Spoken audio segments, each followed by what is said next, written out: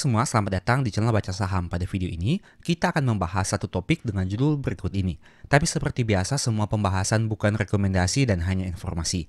Ingat, kerugian kamu tanggung sendiri ya. Ini merupakan tampilan compounding dividen modal bisa beggar. Kita asumsikan modal awal 1 miliar rupiah. Tentu setiap orang punya komposisi modal yang berbeda-beda. Mungkin lebih tinggi, mungkin juga lebih kecil. Sehingga kamu bisa sesuaikan berdasarkan kemampuan kamu masing-masing. Dan kita asumsikan dividen yang kita terima sekitar 5% setiap tahun. Nah, pada tahun pertama, dengan modal 1 miliar rupiah artinya kita memperoleh dividen 50 juta dengan yield sekitar 5%. Apabila dividen ini kita tidak pakai dan kita tambahkan sebagai modal, itu artinya di tahun pertama pada akhir tahun, modal kita menjadi 1 miliar 50 juta, di mana modal awal 1 miliar dan dividen 50 juta. Pada tahun kedua, dividen yang kita terima bukan lagi dari 1 miliar, melainkan dari 1 miliar 50 juta, karena lembar saham kita semakin banyak.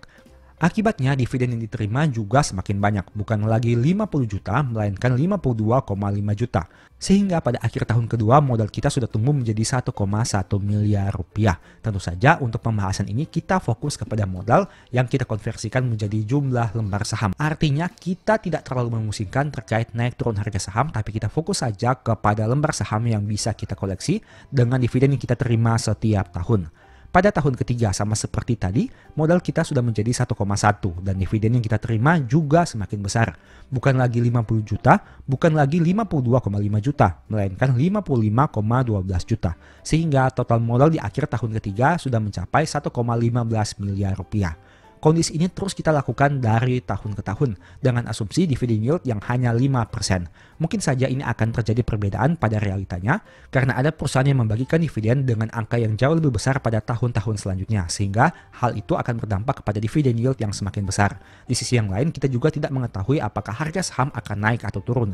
Jika harga saham turun dan dividen per share menjadi lebih besar, maka dividen yield bisa bertambah. Begitu juga sebaliknya. Nah, dengan kondisi ini kita bisa melihat perhitungan pada tahun-tahun selanjutnya. Dengan modal awal 1 miliar, modal kita akan tumbuh 1 kali lipat dan menjadi 2 miliar pada tahun ke-15. Hanya dari dividen yang kita reinvestasikan setiap tahun. Ingat, konsep ini sangat sederhana, di mana kita membeli saham, dapat lembar saham, kita memperoleh dividen setiap tahun, dan dividen itu kita belikan lembar saham lagi.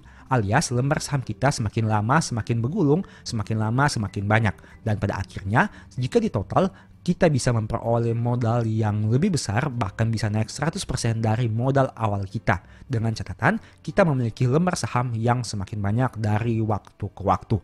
Ini merupakan konsep sederhana dari compounding dividen, sehingga kita tidak hanya berharap dari sisi capital gain, dan di sisi yang lain, apabila harga saham mengalami penurunan, itu bisa kita lihat sebagai peluang, asalkan sahamnya masih bagus, labanya masih bagus, masih ada prospek ke depan, dan kita yakin dengan saham tersebut.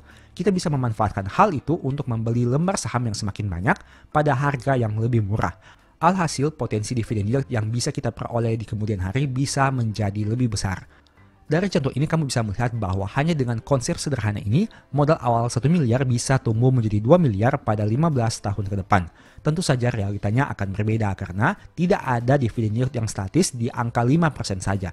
Selain itu, kita juga harus mempertimbangkan harga beli yang akan kita lakukan, entah itu lebih tinggi ataupun lebih rendah. Dan tentu saja harga terkini saat lembar saham itu kita konversi menjadi harga saham. Kita harus menghitung juga apakah harga pada saat itu naik ataupun turun. Nah, tapi apabila konsep sederhana ini terus kita lanjutkan dalam jangka panjang, jika kita lihat di sini pada tahun ke-20, nominal portofolio kita sudah menjadi 2,6 miliar. Pada tahun ke-30 sudah menjadi 4,3 miliar. Ini hanya merupakan konsep investasi yang sederhana, di mana kita hanya menggandakan dividen kita terima setiap tahunnya. Tidak perlu berbagai analisa yang ribet, tapi hanya simple saja, yaitu reinvestasi dividen. Dan ingat, ini hanya apabila kita menggunakan dividen yield 5%. Bagaimana jika saya tambahkan 1% saja untuk dividen yield yang katakanlah menjadi 6% setiap tahunnya? Apa yang akan terjadi? Kamu bisa lihat, yang awalnya di tahun ke-15 kita memiliki portofolio 2 miliar, kini berubah. Di tahun ke-12 kita sudah memiliki portofolio 2 miliar. Artinya hanya dengan kenaikan dividen yield 1% saja sudah berdampak 3 tahun kepada pertumbuhan portofolio kita untuk bisa membuat portofolio tumbuh 100%. Sangat sederhana bukan? Hanya dengan kenaikan 1% ternyata berdampak sangat luar biasa dalam jangka panjangnya. Dan bisa kamu lihat, pada tahun ke-20 portofolio sudah naik menjadi 3,2 dan pada tahun ke-30 menjadi 5,7. Ingat, saya hanya menaikkan 1% saja dari dividen yield. Itu artinya kamu tidak boleh menganggap remeh dividen yield yang kamu terima meskipun hanya selisih 1%. Karena dalam jangka panjang, apabila itu digulung terus-menerus, hasilnya bisa besar juga. Tentu saja saya mau disclaimer, angka yang saya tampilkan ini hanya perhitungan saja.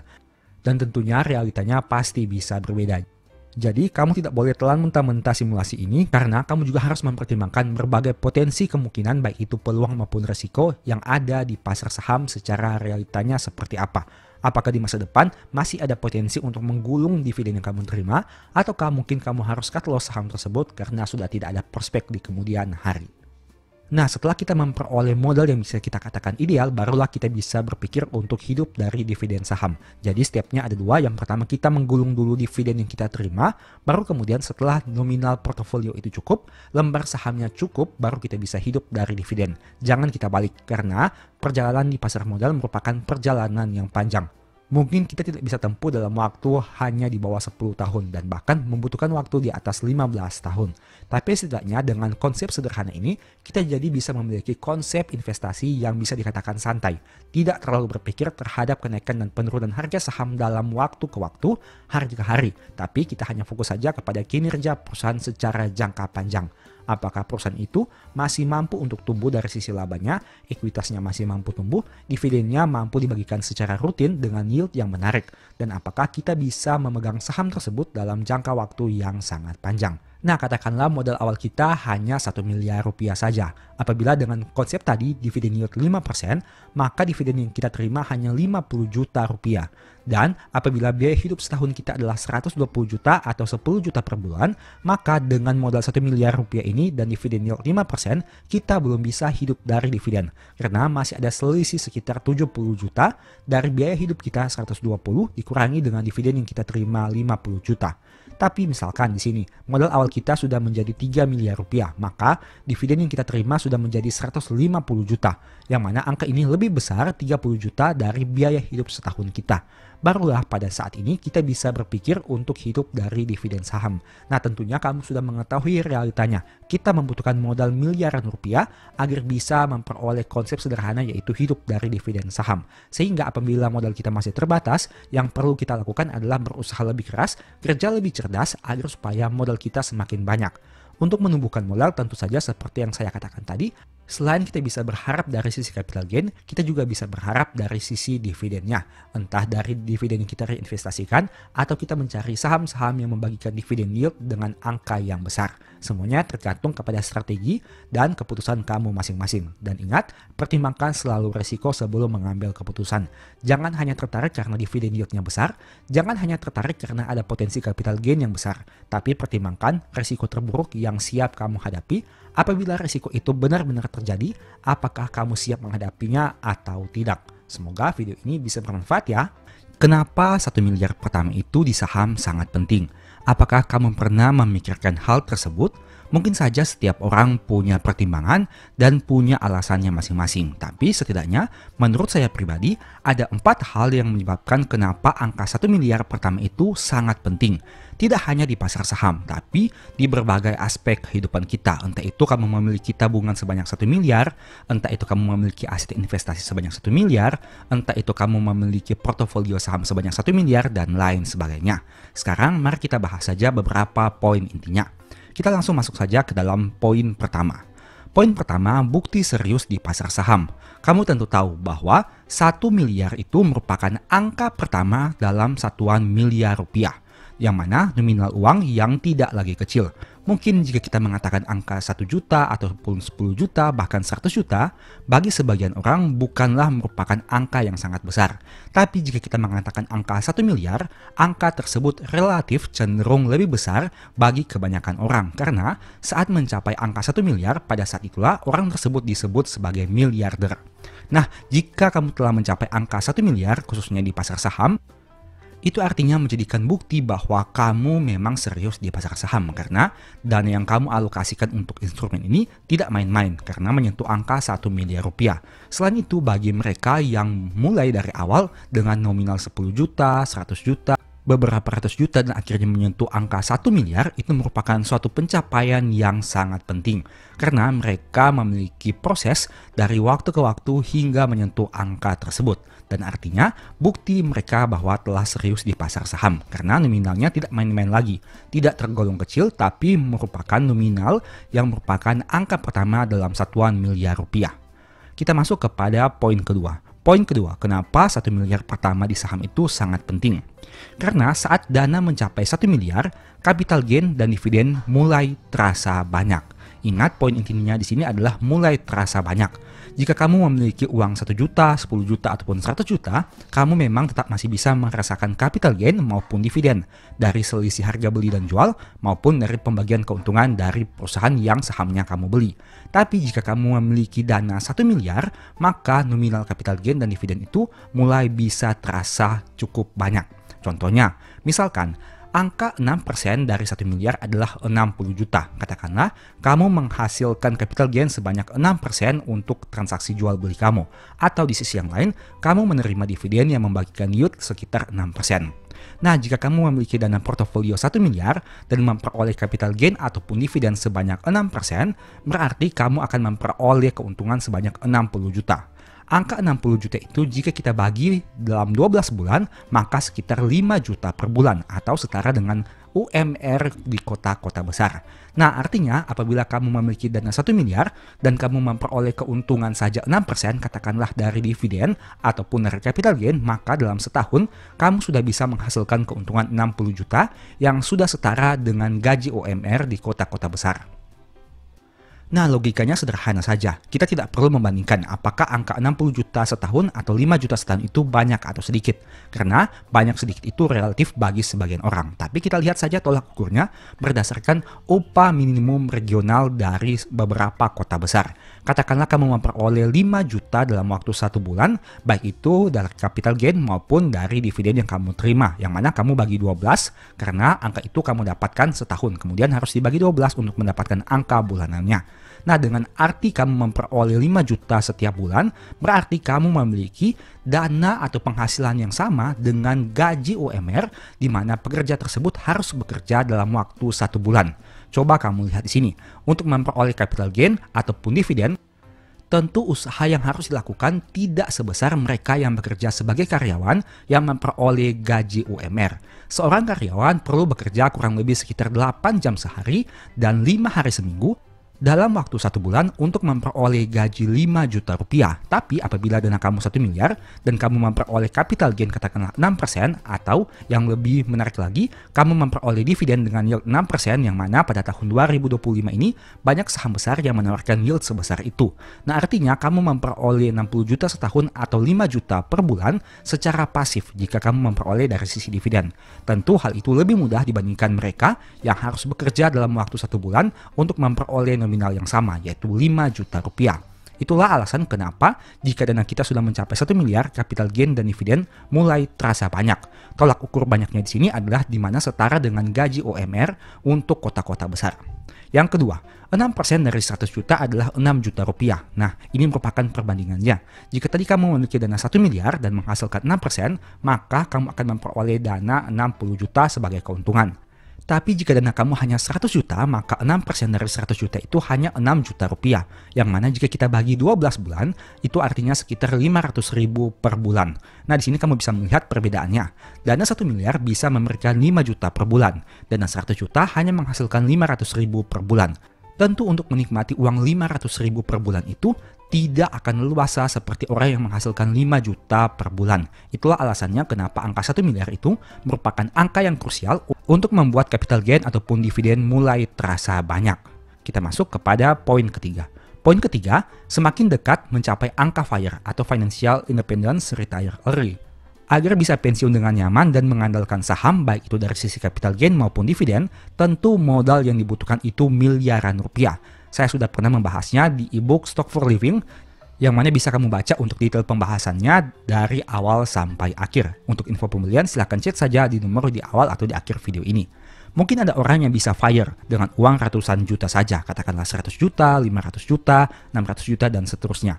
Tapi mungkin biaya hidupnya akan menjadi sangat hemat. Contoh, dengan pengeluaran 10 juta per bulan atau 120 juta per tahun saja, dengan kita gunakan asumsi return 7%, entah itu dari capital gain ataupun dari dividen, butuh dana setidaknya 1,7 miliar rupiah.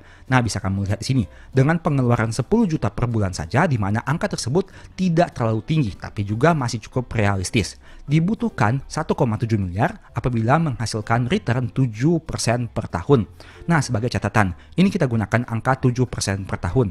Apabila returnnya lebih tinggi atau lebih rendah, tentu angka yang dibutuhkan juga akan berubah. Tapi yang mau saya tekankan sini adalah untuk menghasilkan 120 juta per tahun atau untuk memenuhi kebutuhan hidup 10 juta per bulan, kita membutuhkan dana miliaran rupiah.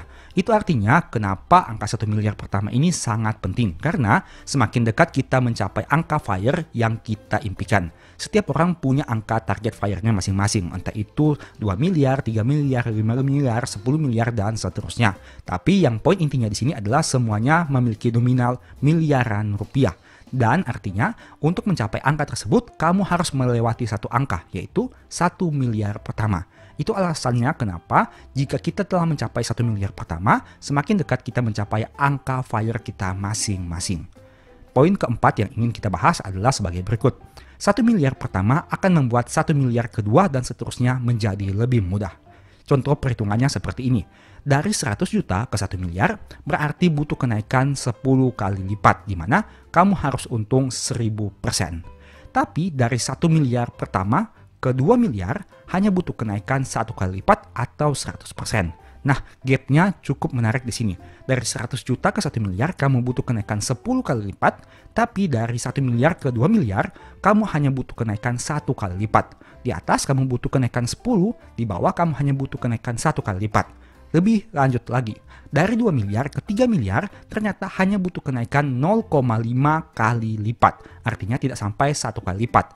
Bisa dilihat di sini, dari angka 100 juta ke 1 miliar saja, kita butuh effort yang lebih karena butuh kenaikan 10 kali lipat. Tapi dari 1 miliar ke 2 miliar, kita memiliki effort yang lebih rendah karena hanya butuh kenaikan 1 kali lipat. Menariknya lagi, dari 2 miliar ke 3 miliar, kita hanya butuh effort yang lebih sedikit lagi, yaitu hanya naik 0,5 kali lipat. Itu artinya apabila kita telah mencapai angka 1 miliar, untuk mencapai angka 1 miliar kedua, ketiga, keempat, dan seterusnya membutuhkan effort yang lebih rendah. Tentu saja ini berbanding lurus dengan potensi profit dan risiko yang siap kamu hadapi. Jika untuk naik dari 1 miliar ke 2 miliar hanya butuh kenaikan yang rendah, maka apabila kamu mengalami kerugian, potensi nominalnya akan juga lebih banyak berkurang jika mengalami floating loss. Dengan kata lain, prinsip investasi itu akan berbanding lurus dengan perhitungan ini. Jika 100 juta ke 1 miliar, kamu butuh kenaikan 10 kali lipat. Jika 1 miliar ke 2 miliar, kamu hanya butuh kenaikan 1 kali lipat. Dari 2 miliar ke 3 miliar, kamu hanya butuh kenaikan 0,5 kali lipat. Tapi jika kamu loss 5% di 100 juta, mungkin dana kerugian kamu tidak terlalu besar. Jika kamu loss 5% di 1 miliar, nominal kerugian kamu sudah mulai terasa. Jika kamu loss 5% di 2 miliar, nominal kerugianmu akan jauh lebih besar. Itu merupakan perbandingan antara profit dan loss yang harus siap kamu hadapi untuk nominal dana yang kamu tempatkan di pasar saham. Tentu saja setiap orang tidak semuanya cocok dengan instrumen investasi saham. Ada orang-orang yang mungkin sudah sangat yakin dan nyaman dengan instrumen ini sehingga berani menempatkan dananya dengan nominal yang besar, katakanlah 1 miliar rupiah. Tapi mungkin ada beberapa orang yang masih ragu-ragu dengan instrumen ini, apalagi di tahun 2024 dan 2025 ini pasar saham mengalami penurunan yang sangat signifikan. Banyak saham-saham besar yang katanya bagus harganya turun drastis sehingga membuat portofolio banyak minus. Nah, dengan kondisi seperti ini mungkin ada sebagian orang yang ragu dengan pasar saham sehingga memilih untuk melakukan diversifikasi sehingga dananya mungkin tidak 100% ada di pasar saham, tapi mereka melakukan diversifikasi ke berbagai banyak instrumen investasi yang lain. Semuanya terserah kamu, itu merupakan style analisa dan style investasi kamu masing-masing. Yang jelas pada intinya, kita fokus saja kepada target kita masing-masing. Berapa banyak dana yang kita butuhkan dari hasil investasi agar supaya kedepannya kita bisa hidup dengan lebih nyaman. Setiap orang punya target dananya masing-masing. Yang harus kita lakukan adalah bagaimana kita mencapai hal tersebut. Entah itu apakah melalui pasar saham, reksadana, emas, kripto, dan lain sebagainya. Semuanya pilihan di tangan kamu masing-masing. Karena ingat, untung rugi kamu yang tanggung sendiri. Mau di saham silakan, mau di kripto silakan, di reksadana silakan, di emas silakan, dan lain sebagainya. Semoga video ini bisa memberikan manfaat dan wawasan baru kepada kamu. Dan tentunya semoga kita semua yang menonton video ini bisa mencapai angka 1 miliar pertama kita. Entah itu di saham, entah itu di instrumen properti, entah itu di instrumen kripto, entah itu di emas, dan lain sebagainya. Demikianlah pembahasan singkat pada video ini. Selalu ingat bahwa semua saham yang disebutkan bukan rekomendasi dan hanya bersifat edukasi serta informasi. Mohon juga agar dapat mengecek kembali data yang ditampilkan karena bisa saja terjadi kesalahan pengetikan atau pengambilan data. Di video berikutnya ingin dibahas materi apa lagi? Tulis di kolom komentar ya. Sebagai informasi, berikut ini beberapa list ebook baca saham. Pertama, psikologi saham. Kedua, stock for living. Ketiga, strategi nabung saham. Keempat, the stock market. Dan yang kelima, cara cepat analisa laporan keuangan. Apabila tertarik, chat saja pada nomor WA yang ada. Sekian video ini, semoga bermanfaat. Thank you.